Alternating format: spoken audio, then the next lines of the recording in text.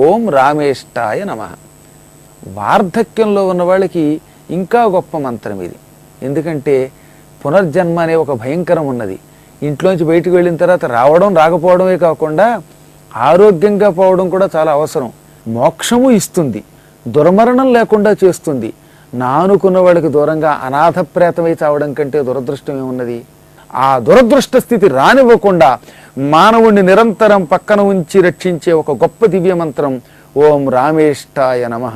ఇప్పటికి కూడా కాశీలో శవాలను మోసుకుపోయేటప్పుడు రాము నాము సత్యహై, రాము నాము సత్యహై అనడంలో రహస్యం అదనమాట. ఈ నామం చేస్తే ముందు దుర్మరణం రాదు, బంధువులకు దూరంగా ఎక్కడో చావడం ఉండదు, ఇంట్లోంచి బయటికి అడుగుపెట్టిన వాడు తిరిగి లోపలికి వెళ్ళడానికి భయం ఉండదు, శరీరం విడిచిపెట్టాక ఏ యమలోకానికో వెళ్లకుండా కాస్త దివ్యలోకాలకు వెడతాడు. అందుకని దీనికి ఇంకా కాలం లేదు.